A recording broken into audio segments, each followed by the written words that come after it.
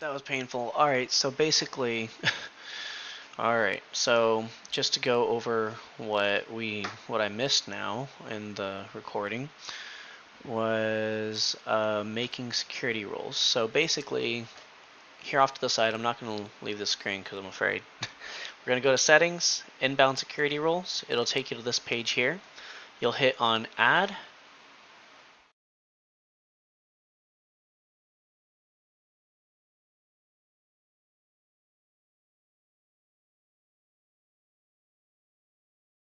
Okay, maybe let's. That's why I did not want to do that. Can I hit the back button?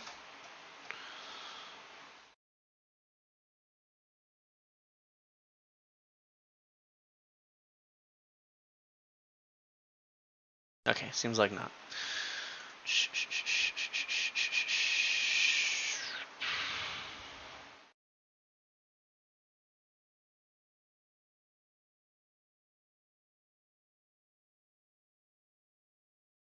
Okay, let me join back into class. Maybe get guided back. Ah, what do you mean unauthorized?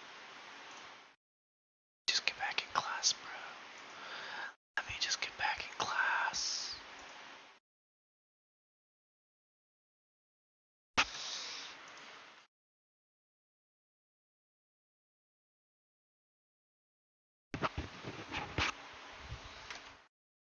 Recording so in progress. I'm eventually wanting to go into pen testing. I'm wondering, would it be more realistic to get Network Plus and find like an entry-level IT job first, like to start building up a resume? Or like what would be the most realistic approach to that? Most realistic is to find just something in computer science and work your way up, especially if you have no experience. If you have any experience or you have the will, you could jump right into trying to cram and get the OSCP. So longer but more steady path, get a computer science job, work your way up. Faster but way more intense path. Cram like you've never crammed before. Study your butt off. Get the OSCP. Walk into a pen testing job faster. Okay. Yeah, because I'm coming from no cybersec schooling experience. I've got some computer science, no jobs in cybersecurity or in tech or anything like that. So I'm just wondering like what would be the My recommendation then is to take the free exam with either the NEP plus whichever one you want to do. Ow. And then get an IT job of some sort, doesn't really matter what, and start studying for the OSCP. Because the OSCP, you can either put a lot of time in general computer science and get some lesser pen testing certificates and work your way up, or you could start getting that experience on your resume while you cram for the OSCP, which is pretty much the industry standard. If you're serious about pen testing, you try to shoot for it kind of cert. Just know that the OSCP is hard. It's very, very hard. Most people fail the first time. If Security Plus was okay, in terms of difficulty, if Security Plus was a 5, where would the OSCP be? A 50. Okay. The OSCP is difficult. It is Okay. very, very difficult for even people that have years of pen testing experience to pass the OSCP the first time. Everyone I know that did, they eat, breathed, and slept studying for months. Okay. And so like, because I've heard people say like I've been told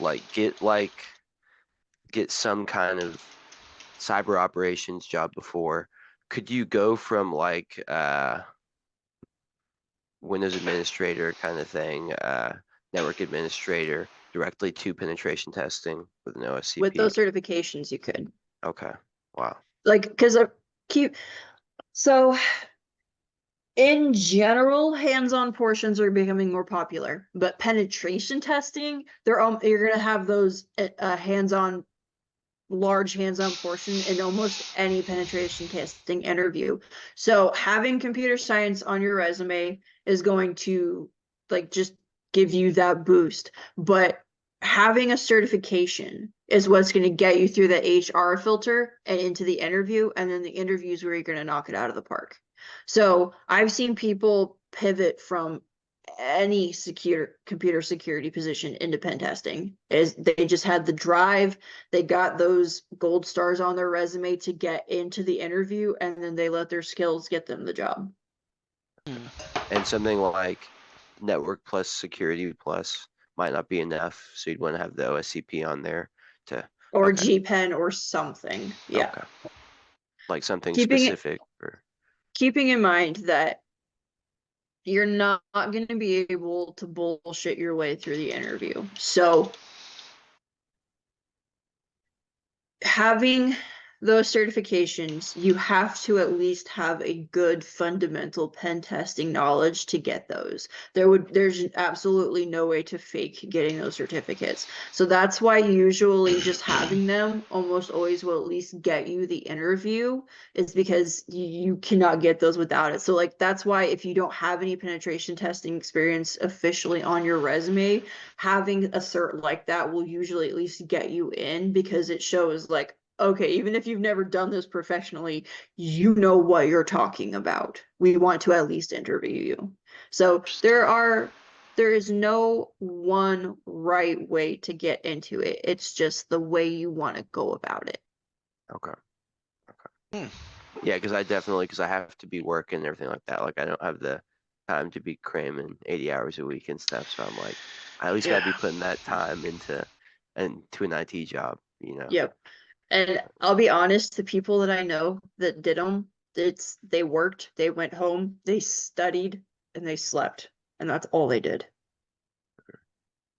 Good to know. for months.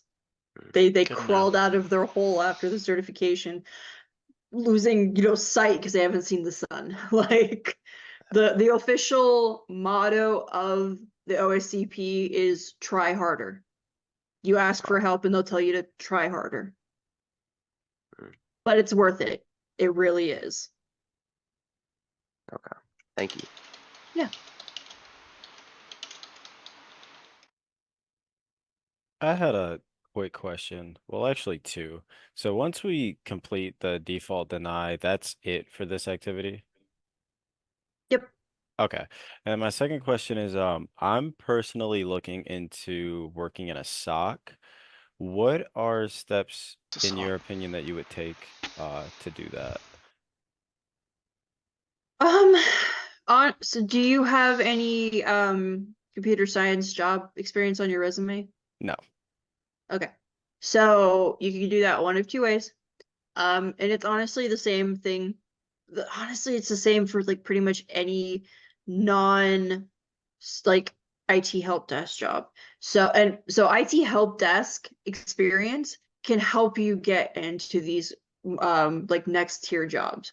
So you can either get a security plus, NetSec plus, or whatever, whichever one you want to go for. Having this class and that certificate in some shops might be enough to get you into an interview where then you could hands-on prove that no, I have the skills. You could do what I did, which was, so when I got out of the military from a finance background, and I went to college and I had my degrees, but I didn't have any actual computer science like work on my resume. So I went and just got a tier 1 job. I happened to stumble into a knock tier 1 job, which was great. But I know a lot of people that in cyber where they started on an IT help desk and worked their way up just having that experience.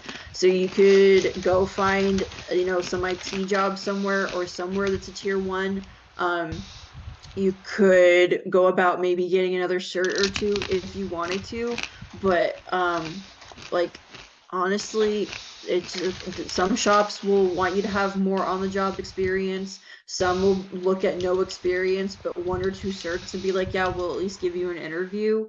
So it's honestly just how you want to go about it. Okay. All right. Thank you. Yeah. Funny enough, that's actually the one I've been looking at is SOC. And a good one to get after you want to go for your security one, but also a really good one to get too, is your CompTIA CSA Oh, the plus. CCNA. Yeah, Yep. that's a really Okay. good one that will like that's what the employers really look for.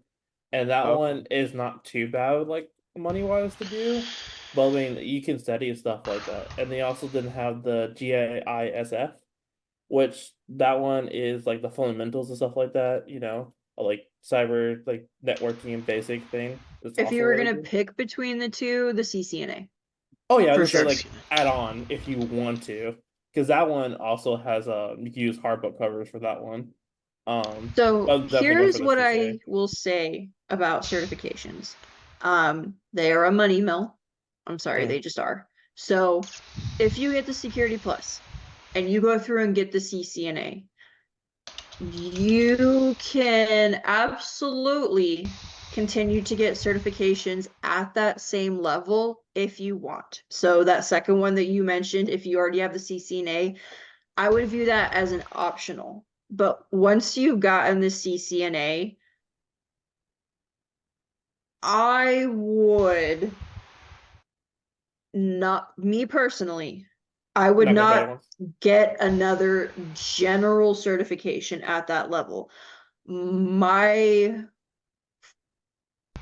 where I would do it is I would then, if I was going to keep going the certification route, start Mm. pushing for either higher tier ones or more specialization ones, Oh, because okay. you don't want to get, well, you can get a bunch Mm. of certifications that are all like held to be at the same level, Mm. but it's not necessarily going to help you more.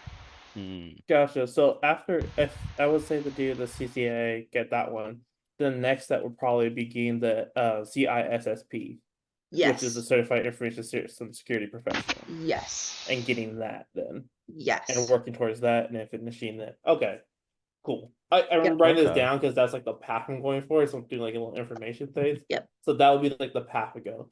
Get Yep. security, get that one, and then eventually build it to that one, and then get the CISSP. Yep. Okay. Awesome. Thank you so much. Yeah. And I'm sorry, what were y'all saying for what type of job? Socks? What was that? SOC. So security was Security Operations Center analyst.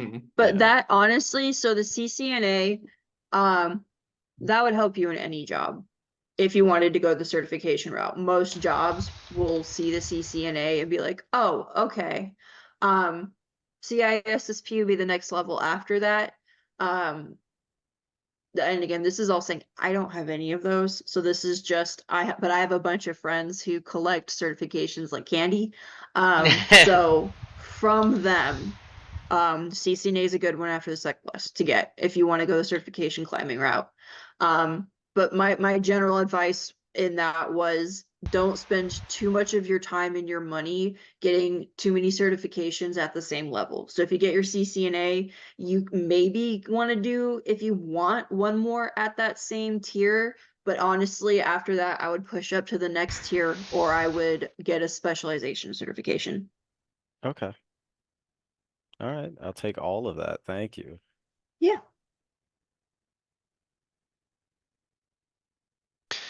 And then, sorry, just to reiterate, so, just with the pen testing, so OSCP, if you can do it, that would be the gold standard to aim for.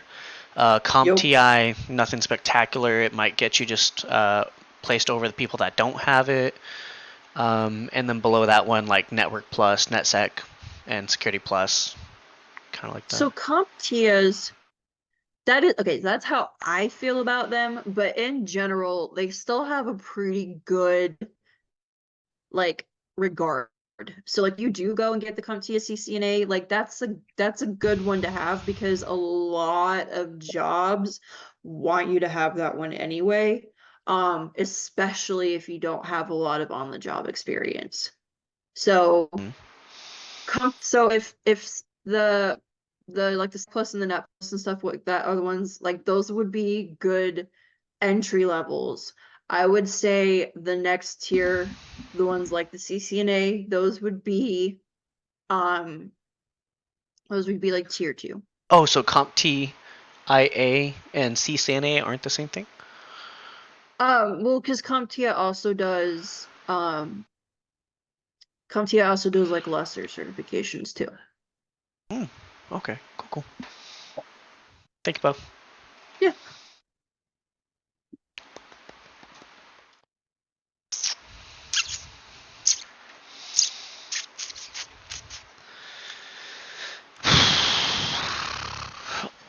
All right, so just really quick, this is, did I share my screen? I don't know. I'm gonna do it again just in case. So just really quick, this is what the all block should look like. So our source would be any. Our range is wildcard for any. Destination, any. Service is going to be custom. Our destination port range is going to be any, because remember, we're doing a blanket block. Protocol, any. Action, deny. They put priority 4096, and that is because that is the highest priority rule or lowest priority rule, however you want to think about it, that Azure offers. That means after all other rules are enacted, it's going to put this one through. Dude. And then name it whatever you want to name it.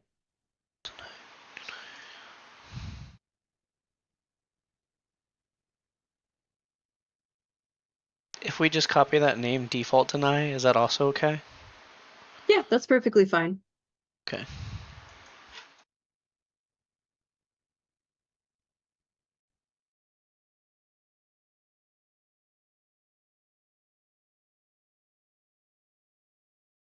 And then again, we have to do this step as well in order to be able to continue with all the other steps for the next couple of days, right? Okay. Crucius. Yep. They all build on each other. Awesome. Thank you. Yep. All right. So. Is this supposed to have that warning triangle on it? Yep.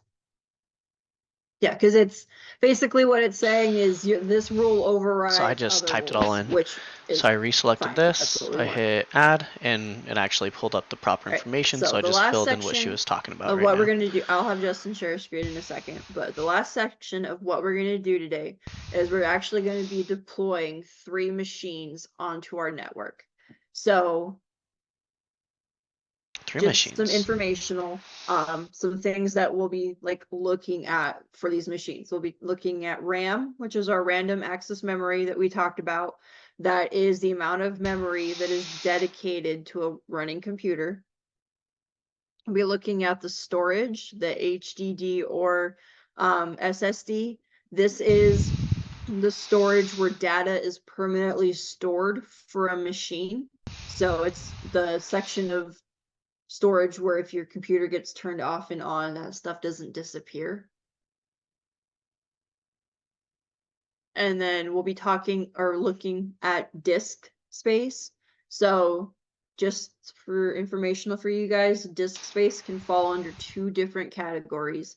There's our OS disks, which is where all of our operating system information is, like our kernels and all the specific things that we need to save for our OS to work. And then there's our disk data, which is basically the rest of the disk where everything else is open for use. Why you're not showing your PowerPoint? It was just informational.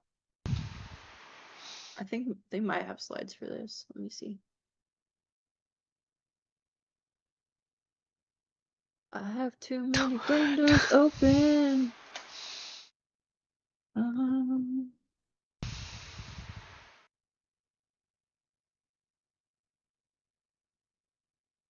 Oh, they do. Thank you for mentioning that. All right, so these are just like hardware components. All of this gets virtualized for the VM. Honestly, this is more informational for anybody at home that has computers, which we all do. because we all run into this.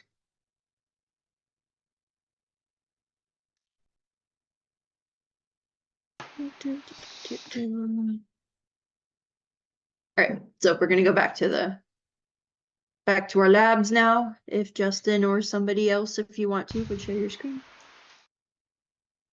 If somebody else, oh, how do I? If someone else wants to do it too, I don't want to hog it. You're fine. Okay. All right, so we're gonna jump back and we're actually gonna create a VM now. The Cool. first one was just so you guys kind of like see the screen and know what the regions were. So we're gonna actually come in and make our first VM.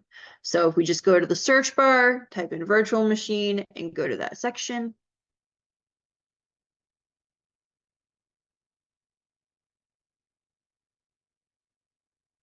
And then, yep, I'm going to pull up the activity because I'm not going to make you guys do a completely separate VM for practicing purposes.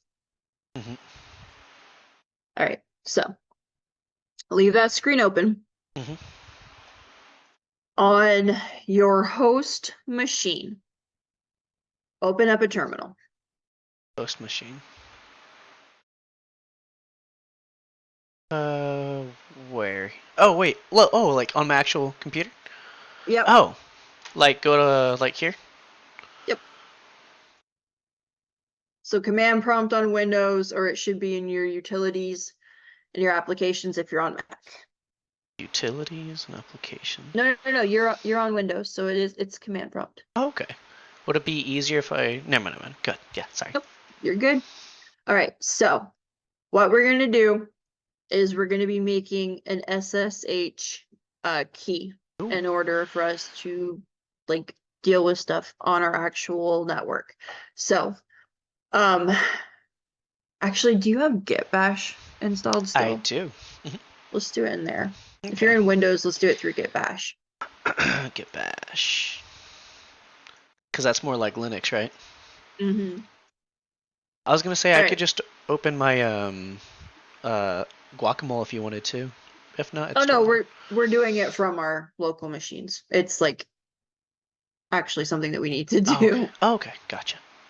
All right. So once you have your terminal open, we're gonna run SSH tac keygen space tac t space RSA, and I'm gonna drop that into Slack as well. I can copy it. Oh, thank you. Mm-hmm. And so if we do that and we hit enter, so don't do a passphrase, leave the passphrase blank. Just hit enter there. And just hit enter there. Enter. And now you have your key. So next we're going to do cat, the tilde, which is the swoopy line, /ssh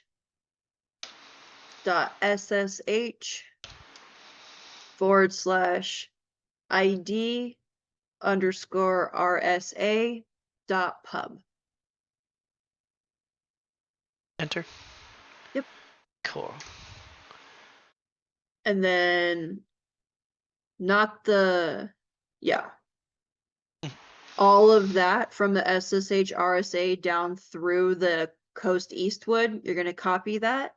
All the way to here? Yep. Mm-hmm. All right. So once we have that, we're going to jump back into our virtual machine that we're going to create. Ooh. And then we will go to the create at the top. Oh, it didn't work. The cat. Is there a cat space? Squiggly line, backslash, Forward slash. forward slash, I mean. Mhm. Are you in Git Bash? No. Oh, okay. Do you want to share your screen? I'm not in Git Bash. That's the problem. Yep. Okay.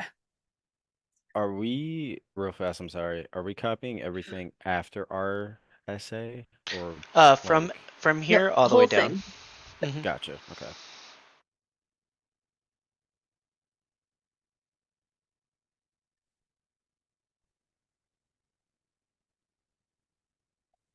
What are you using, Justina? It's my regular command prompt. Windows? Yep, I'm gotta download it. Apparently I don't have it on my system. Let's see here. It won't let me copy out of the git bash. Did you try doing it manually as well, like the actual Control right C click or right Right click? I'm click, sorry. and yeah. Control C, yeah, both. Ooh, what'd I do? I printed it. My bad. Yeah, so like whenever I try to control C, it doesn't really do anything, but it does copy for me, so that might just be the problem. Yeah, I'll check it. Thank you.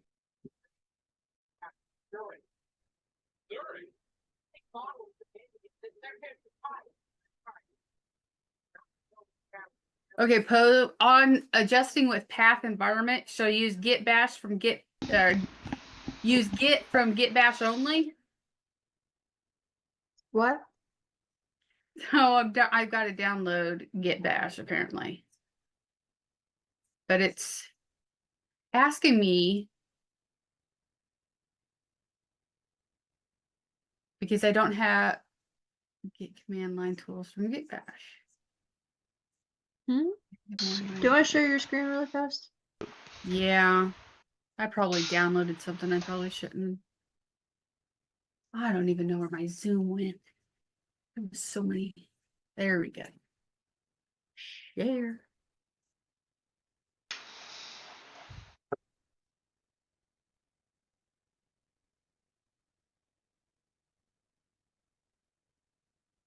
Yep. Use Git from Git Bash only.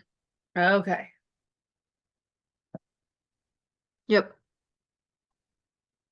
Yep. Yep. Okay. Yep. Order merge. Yep. Git credential manager.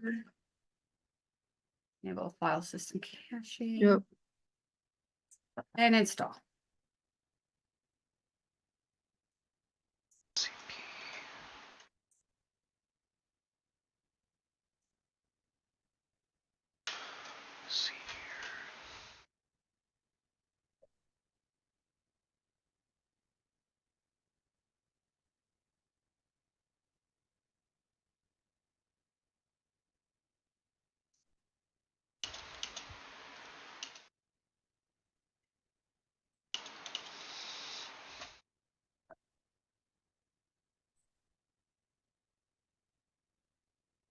All right.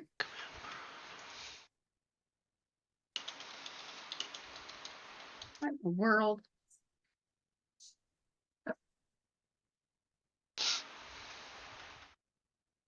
Okay.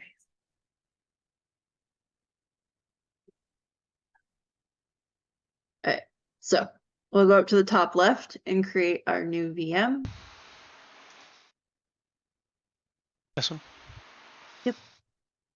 And just so you guys know, I'm walking you through creating the first of the 3 virtual machines from the activity. So this will be the first one done. Okay.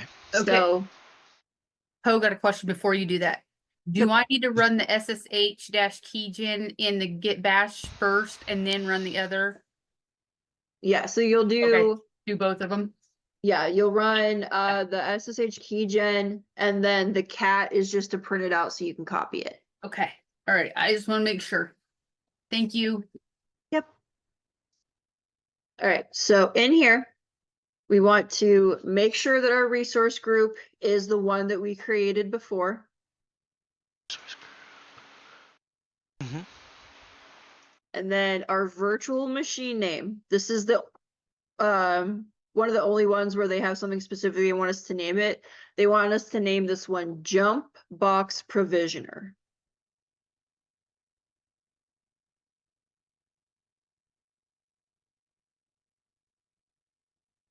The region is going to be the same region as the one that we've had all of our stuff on. And just as a note, they do need to all be on the same one, because even if it lets you create them on different regions, they will not be able to talk to each other. Hmm. So, just a note, the availability options. For our jump box provisioner, we're going to leave it as default. The other machines, it is going to have you. Okay, Stone, you're good. It is going to let you or have you change that, but for this one we're going to leave it as default. And I'm sorry. Where is that? You're good. So the availability options, we're going to Gotcha. leave that one for default for now. I was just pointing it out because for the other ones it'll have you change it. Sorry, Poe. You're good. In image, we want to make sure that Ubuntu server 20.04 is selected. So it's going to a higher one. We're just going to do the one that it wants. So if you do drop down and doesn't go to see all images. You said 20.04? Yeah, if it lets us. Yep, there we go. There we are. Yep.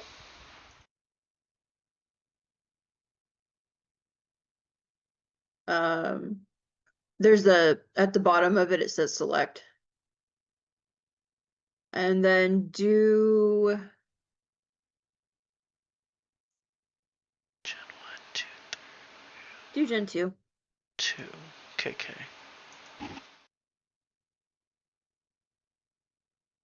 And then in VM options, so it's got the standard size that we want already selected. Scroll up a little bit. Oh, the size. And Okay. You're good. I'm just covering some informationals really fast. Just so that you guys know, this is like the standard. So 1 CPU, 1 GB of RAM, which is all we're gonna need for this one. Then down in the SSH section, we're going to do authentication type SSH public key, username, put any username you guys want there. Can we use one that we've used before? Yeah. Cool.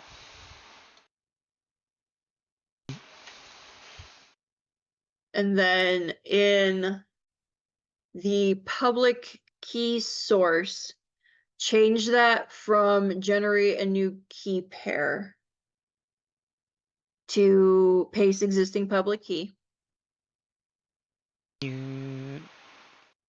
Yep. This one? Yep. Sorry. No, you're good. And then in there's where you're going to paste what you generated in your git bash or your terminal. Gotcha. I'm just going to go ahead and recopy it. Cool. And then we're going to ignore all the port settings. Great. So from here,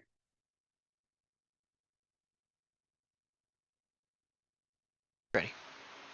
you're good. So if you scroll back up, or actually go to, yeah, scroll the top really fast for me.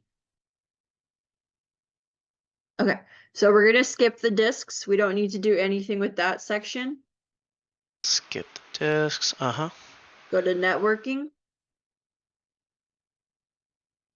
So in here, in our virtual network section, we're gonna pick that VNet that we created. This is just the name I made up, y'all. Y'all have a different name. Isn't yours under the Coast Eastwood? Oh, the virtual net? Oh, it's supposed to be the same name? Oh, if you named it that, then don't named it. Whatever you named that, the security group is what's gonna be here. Oh, okay, the security group? Okay, gotcha. Oh, yeah, just VNet for me. Or whatever, that thing. Okay. I'm not sure. I think I named the, like when I go to the options for that, there's one that's under bolded text. Is that the security like that Coast Eastwood. Yeah, because it's I not think letting you click that. I think the bolded one is just the name that it's under, like Okay. Yep. the virtual network that it's under that group or whatever. So it doesn't allow you to click it because it's just basically the name of what it's Yeah. under. It's what it's linked to. Yeah. Yeah. Thank you.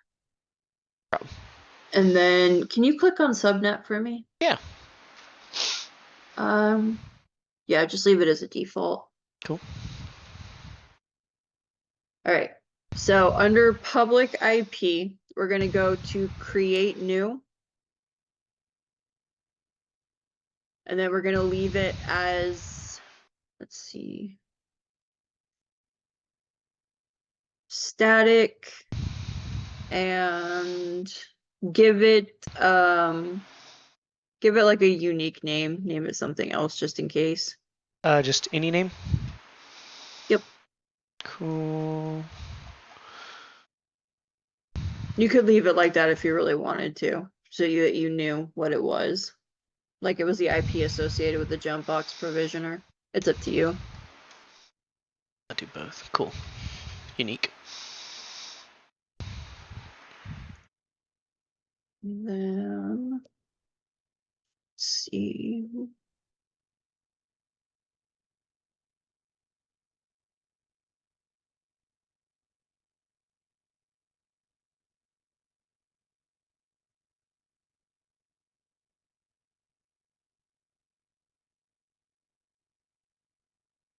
Okay, and then click OK.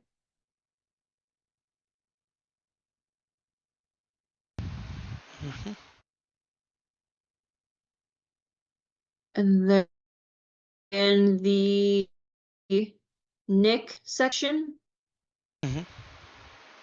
we're going to change that to advanced. Mm-hmm.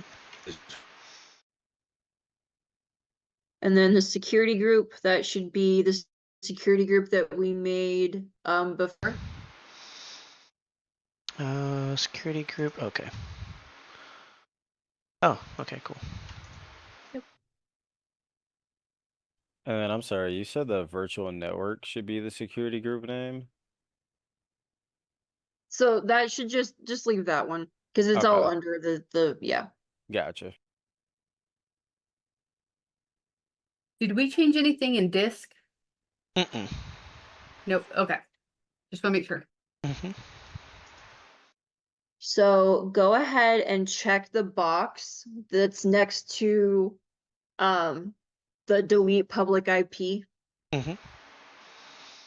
And scroll down. All the way down. Doesn't let you. Mm-mm. Um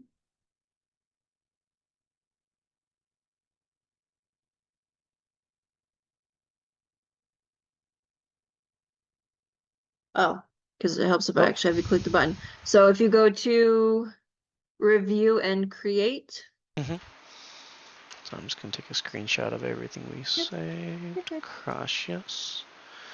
Cool. Review and create.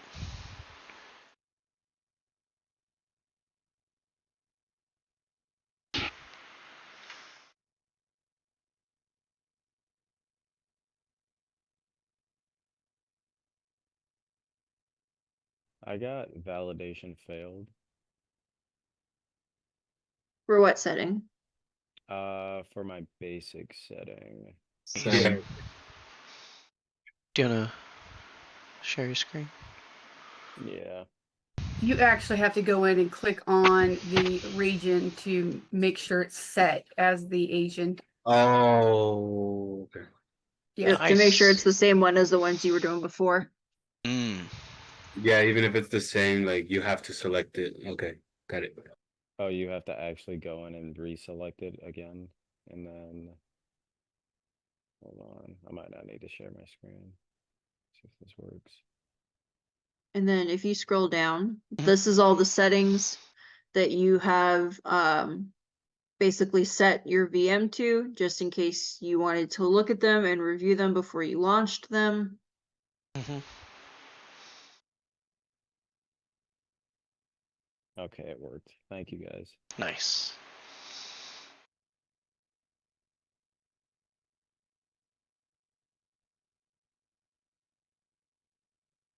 Oh wow, that's a lot of settings.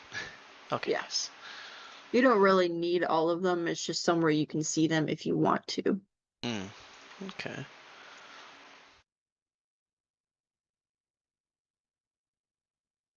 Am I supposed to have like a estimated monthly cost in the corner? Yep, that's why we have to turn them off, is because they use a rack up time. Okay. And then if you this validated, you will just hit create, and that is the first VM created. Nice. So the last activity that is for today is just in that same activity that I was just going off of. We're just creating 2 other VMs with specifications that they have in there. So I'll open the breakout rooms if you guys want to go into them, but for the rest of the class, we're just working on making those other 2 VMs. Cool. Thank you, Poe. Yeah.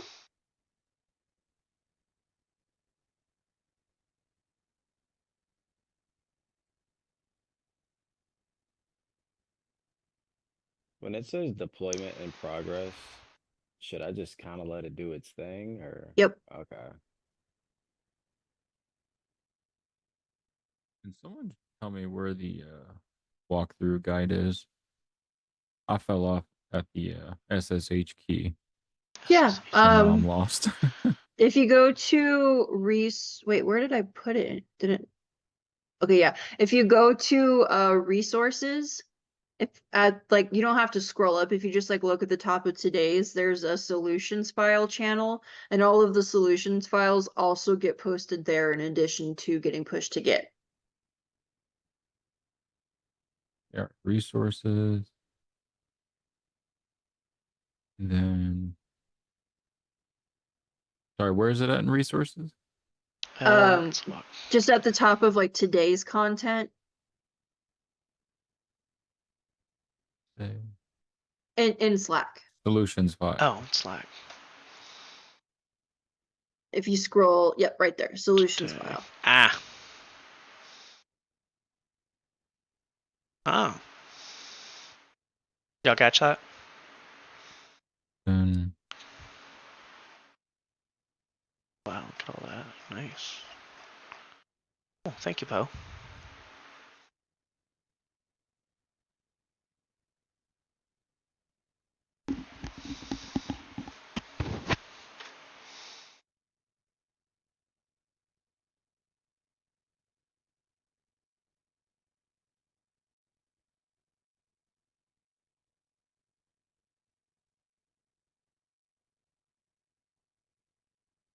okay, I got it. Thank you.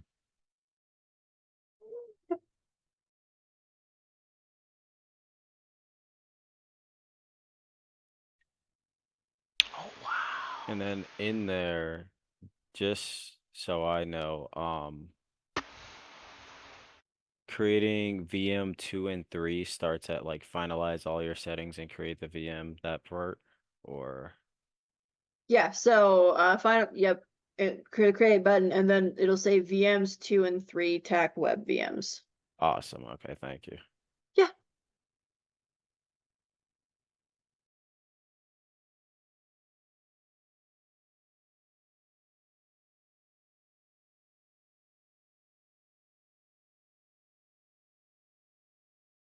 Do you want us to keep the image at 20.04? The picture in the guide says 18.04.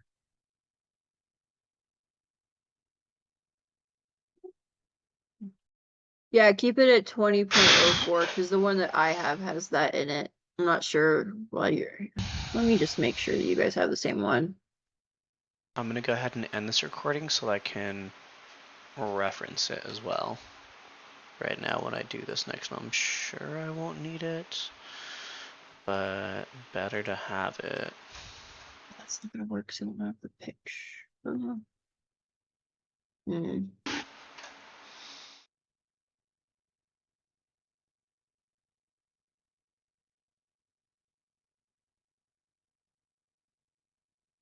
Yeah, I'm not really sure how to share this and keep the pictures. Yeah, keep it 20.04. Okay, thank you. So we need to generate a new SSH for each VM, right? Am I reading that?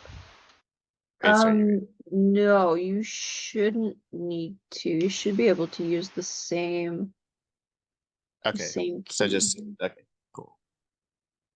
Yeah, if you're starting from the top, I had you do that already.